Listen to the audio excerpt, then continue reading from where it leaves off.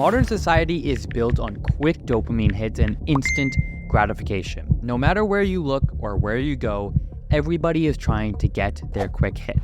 The modern drug is digital, and it's everywhere. From toxic and fake social media to dating apps like Tinder and Hinge to the rise of Onlyfans, this has led to only one thing: loneliness. And it's gotten so bad that the US general surgeon even just called it an epidemic. With suicide rates up over 3% to record levels, reading and math scores in kids dropping to the lowest levels in decades, and over 6 million children diagnosed with ADD in the US alone. How did we get here? And even more importantly, what can we even do? With companies everywhere investing billions of dollars to keep us addicted, is it even possible to break free? And if so, how can we do it without moving to the countryside and becoming a hermit? Welcome to the loneliness economy.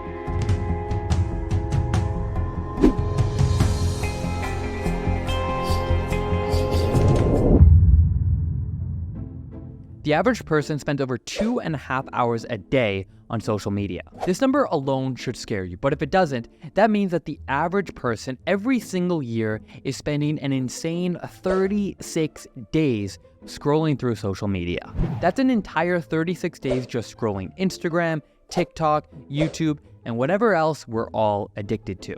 This means that we're not only massively addicted to all of these apps and all of these websites, but it also means that we are wasting so much of our time and so much of our lives. So much time is spent consuming useless, mindless, meaningless content, and it's having terrible impacts on our well-being. If this makes you feel bad, well then, it should. Nobody wants to feel like they're wasting their life. But what might make you feel even worse is that all of these companies are designed to do exactly that, to keep you hooked and to keep you wasting your time. These companies want you to be addicted. And so if it feels like you can't break free, if you feel like you've tried to reduce your screen time but couldn't keep it up for more than a day or two, then you're not alone. In fact, it's not even entirely your fault. You see, companies like Facebook, Instagram, and TikTok only have one goal, and that's to keep you on the app for as long as possible. The longer they keep you, the more ads they can show you, and the more money they can make. And they're absolutely genius at doing this. And that is how these companies make billions and billions of dollars off of keeping you addicted. Facebook alone is valued at over $800 billion, and their profits are dependent on keeping you hooked. But the thing is, it's one thing to just mindlessly waste your time and waste your potential scrolling through these apps, but there's another side to the coin that's even worse. That's right, the side effect of social media isn't only wasted time. We need to consider that this all began in 2007 when the iPhone came out, or around 2010 when Instagram launched, and that means we're only now just starting to see the long-term impacts of these addictions. For starters, aside from the rising rates of ADD, suicide rates, and anxiety, it doesn't take long to see just how superficial as a society we have all become. From meticulously curating our own profiles to virtue signaling how happy or successful we are when we're actually miserable on the inside, we have all fallen a victim to this. But unfortunately, some have way more than others. Social media rewards extremes on both ends of the spectrum. This can explain the rise of woke TikTokers that will turn your stomach, to people that have gotten so much Botox injected into them that they can't even keep track of what work they've had done. These people are what we call freaks, and at the end of the day, freaks garner attention. These people are controversial, and controversy is what drives traffic and keeps people on the platform, which at the end of the day is all these companies really want. But forget the profits, forget the business for a second, and let's take a larger picture question. What type of people are these websites and apps turning us into? Well, two things come to mind. One, unpresent. It's very rare that any of us are present these days in the present moment. And two, narcissistic. Now, the first one, being unpresent, is completely easy to understand. All of us can just go on our screen time app and see just how much time we are wasting being on these apps and not being in the present moment. This wasted time also explains the rise of meditation apps like Headspace and the growing cult of New Age practices. These are all trying to offer an antidote to our growing addictions. And don't get me wrong, all of these things do have a valuable place in the world. A few years ago, I traveled from Canada all the way to San Diego, and I lived in a Buddhist monastery for just under a month. And it was one of the best experiences of my entire life. But just when I had broken free from all these modern day addictions like my cell phone, music, TV, just when I thought I had broken free after leaving the monastery, within a week or two, I was right back into my old habits. Yes, of course, the responsibility falls on me, but these apps and everything in modern day life are often just too good to resist. And it's not just about resisting when you're at home. Okay, you're bored, let's scroll TikTok, that's whatever. The problem is that these things also creep into real life, into precious moments that we are never going to get back again. A great example is this recently viral picture of Tiger Woods that I just absolutely love. It's the perfect analogy for what the world has become. Here you have the greatest golfer of all time in front of you, a living legend, and you're front and center, a moment that many golf fans have dreamt of. But tragically, rather than soaking it all in, rather than cherishing this once-in-a-lifetime moment, you're on your phone, recording a video that you likely will never watch again in your life. A video that you took to post online to your 35 followers. It's tragic. For those of you who aren't golf fans, just look at the state of concerts or sporting events. Rather than being present and enjoying the moment, everybody watches through a screen so they can post it online, so they can show everybody that they were there. It's no longer about doing things just for the sake of doing them and enjoying them. It's about doing something to signal that you did it, so that you can show people that you have the money to do it, or flex and show a certain lifestyle that you're trying to portray. And it's all of this self-centeredness and effort in crafting this perfect lifestyle that really only leads to one thing: narcissism. Narcissism is defined as showing excessive interest and admiration for yourself and your physical appearance. This means that it'll take less than 30 seconds of scrolling on TikTok and Instagram to see that just about every influencer that's dancing for a living can be defined as exactly that. But let me tell you something that the world doesn't want you to know. Self-centeredness is not self-care. Body positivity, for example, when you are obese, is not a positive thing. And doing things just to impress others isn't just dumb, it's a complete waste of time.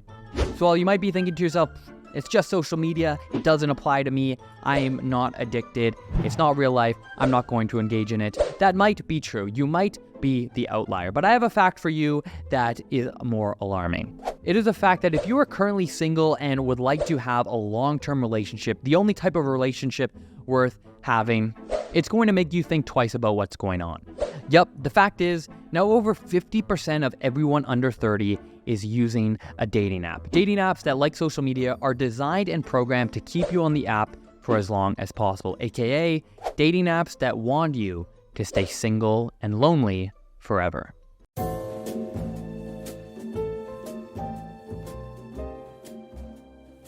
Nostradamus predicted that on December 21st, 2012, the world would end. At the time, I was only 13 years old, and I was truly scared that it was going to happen. Fortunately, though, it didn't. However, in a sense, just 3 months after December 21st, 2012, when he predicted the end of the world, something else major did happen. And something else that did spark the end of something.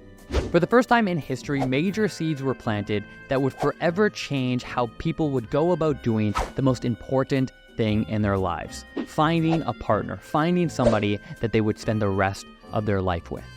That's right, on September 12th, 2012, Tinder was officially launched. While it would take a little while for it to go mainstream, this meant that for the first time in history, rather than meeting people in person, in the real world, people would start to meet and form relationships online. Would these relationships be formed based on mutual friends or common hobbies or communities? Or maybe even having a common work history? No, the launch of Tinder meant that now forming of relationships would be based on looks and looks only.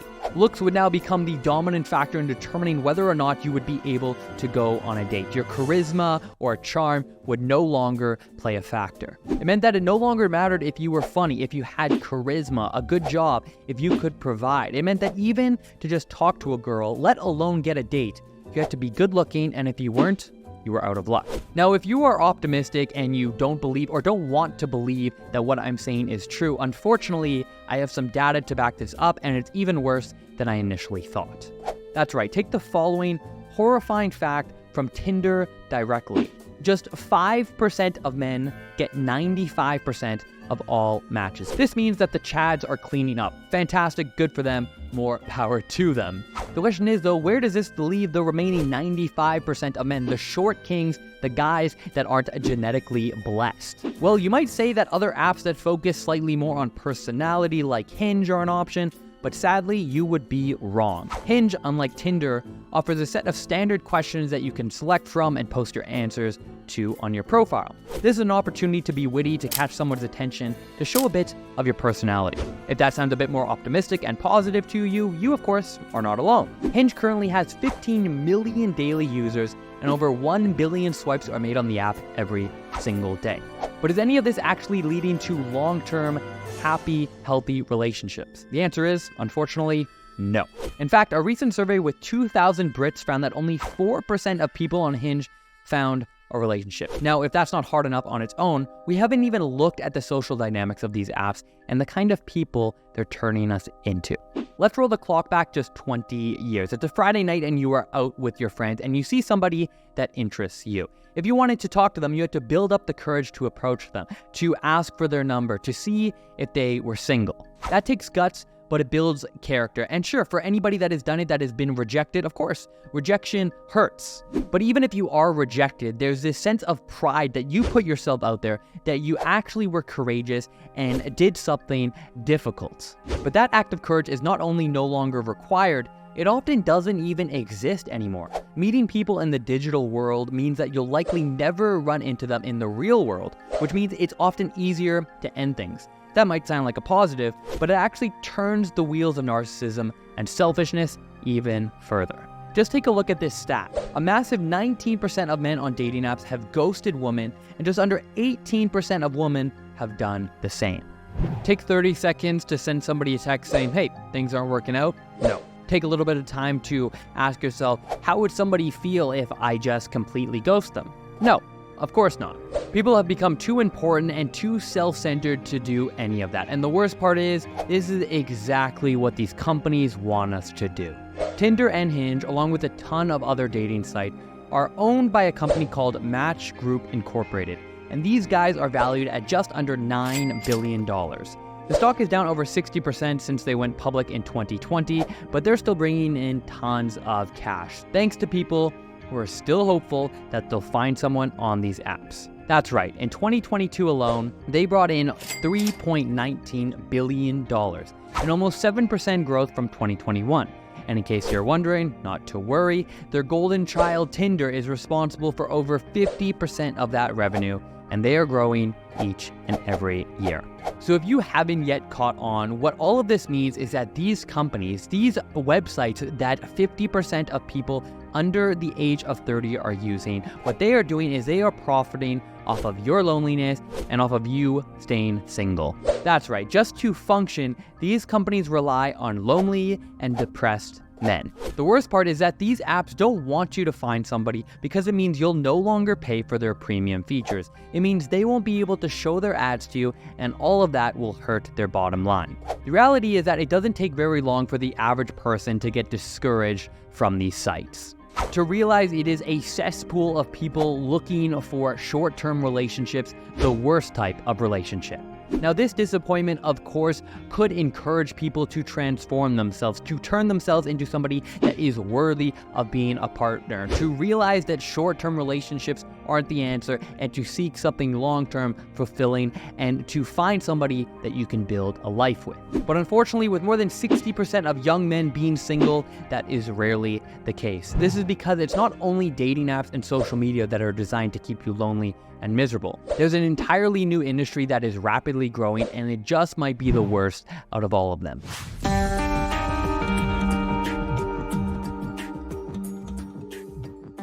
In July 2016, we saw the launch of OnlyFans, which since then has experienced an insane meteoric rise. They currently have over 190 million active users, with 87% of them being men. That means that over 165 million men around the world are spending their hard-earned dollars and money on these creators. But it's not just men on this site wasting both time and money. OnlyFans currently has 2.1 million creators, many of which are, of course, women. So if you are of the liberal type, no problem. You're probably thinking, amazing, this is so empowering for a woman, this is fantastic.